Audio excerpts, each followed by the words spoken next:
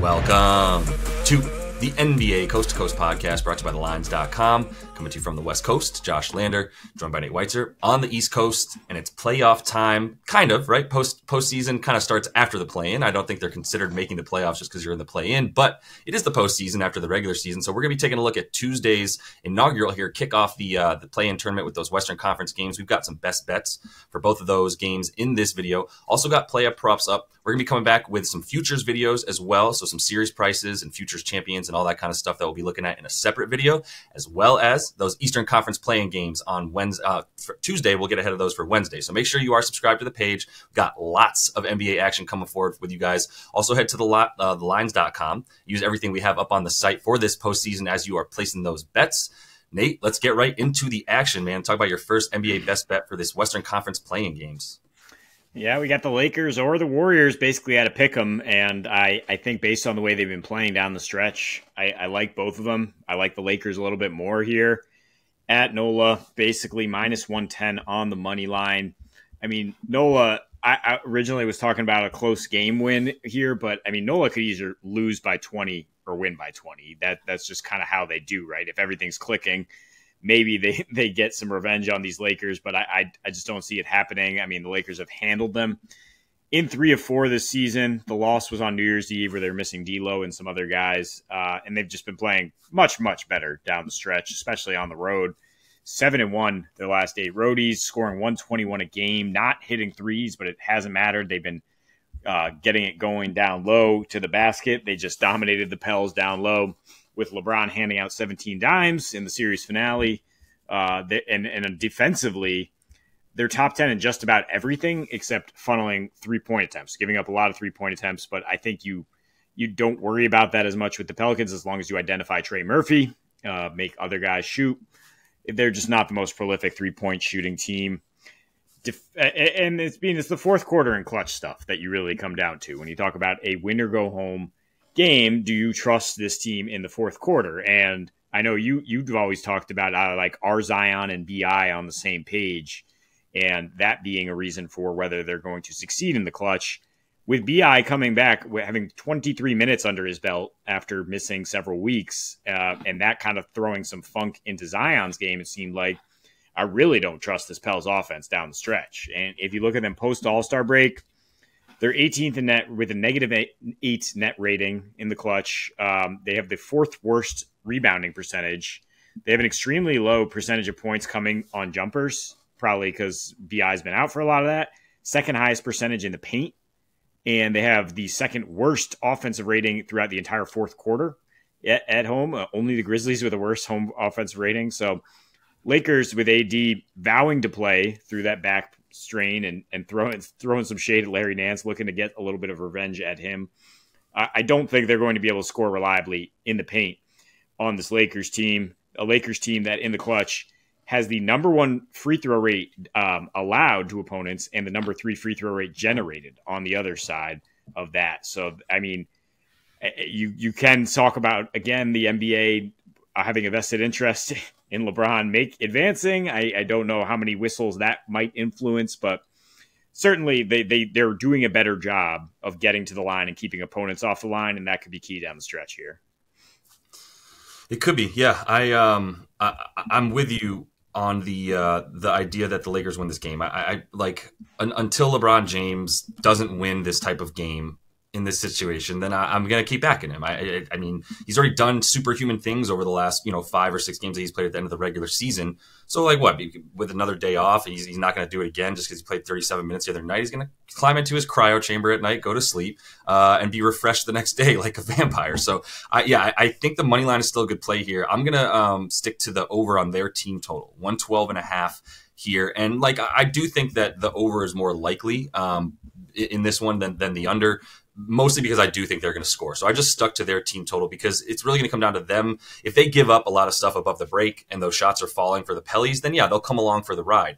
If not, then, I don't want to have to necessarily bank on that, but I know that this Lakers team is going to get to the rim, man. That's what I'm looking at here. I mean, in their last 10 and really for a majority of the season at this point, if not the fastest team in the league for like a 10-game sample size, they're in the top 3, right? They're rarely outside the top 3 at any point of stretch of the season without playing super, super fast. And that's been a winning recipe for them. In those games that go over, they are well above 500. In games that go over 220. And so they're at 112. I think that's great, right? The effective field goal percentage for them has continued to go up.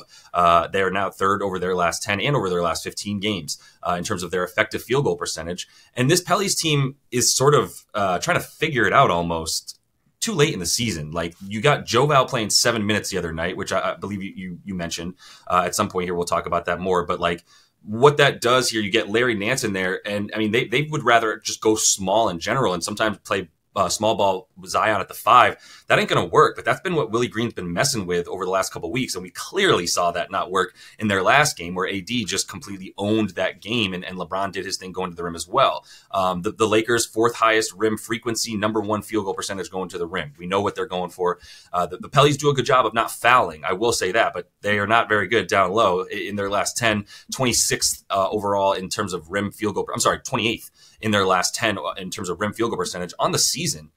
They are still in the bottom 10 in terms of their defensive effective field goal percentage and field goal percentage within 5 feet, right, of the basket. And Joval has not had one of his better seasons, especially on defense. I think he's still got something to show on offense, but I don't know how long he's going to play. The 7 minutes in that last game was wild, even while we were watching AD just do his thing. So I think the free throws still will be there because they'll be so undersized, as good as they've been at not letting teams get to the free throw line.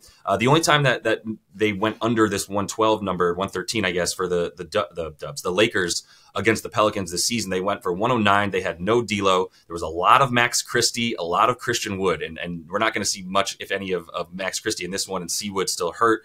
But that does mean more D'Lo, and it's interesting because you get D'Lo out there, you got a plus offensive player and a minus defensive player, especially above the break, which leads to those higher scoring games for sure. They actually have 4 more points per game with D'Lo this season playing in the 76 he did participate versus the 6 that he was sitting.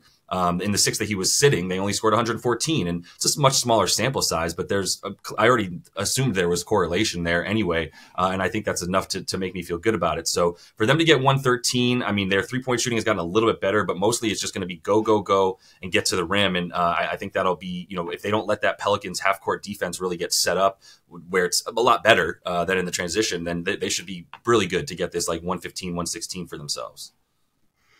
Yeah, and it's not really extended rest because they played on Sunday, but you did see the first game of each series last year for this Lakers team. They scored 128, 117, 126 in a loss at Denver.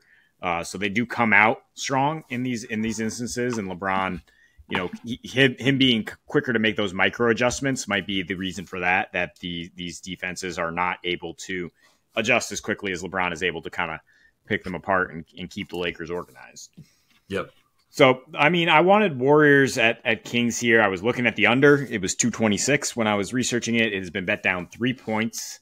And, I mean, I'm kind of off it now, but still like the Warriors to win here, -2.5, or money line parlay with that Lakers game, as I do think both will be able to advance here. And if you're interested in some futures, the Warriors to then make the playoffs to beat the Pels would be like plus 650 if you take both the Warriors to make it and the Pels to miss it. We'll get into that more in futures episode here, but I mean the Kings are pretty broken here in terms of 10 games since losing Malik Monk, who I don't think is going to be able to go here. I mean, he was out 4 weeks with an MCL, and that was only about 2+ weeks ago. So I mean, we haven't seen him on the injury report, but it seems unlikely. So their offense should continue to struggle with no Huerter for sure. And I just think we'll see some serious regression after they had these 2 crazy high-scoring wins over the Dubs in the middle of the season, right? Way before the Dubs figured out their stuff offensively, got that youth infusion, got some key guys back, and got Draymond back up to speed. And so, Huerter and Monk combined for 42 in one of those games. They just roasted Kevon Looney in the pick and roll. He's not even playing anymore. It's just not going to be as exploitable for them. And I mean, the Dubs, are going to do their thing in a winner go home situation, right? On both ends of the floor.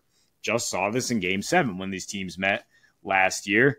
And the Dubs in their last 8 on the road, like the Lakers, won 7 of 8 on the road to get in this best position.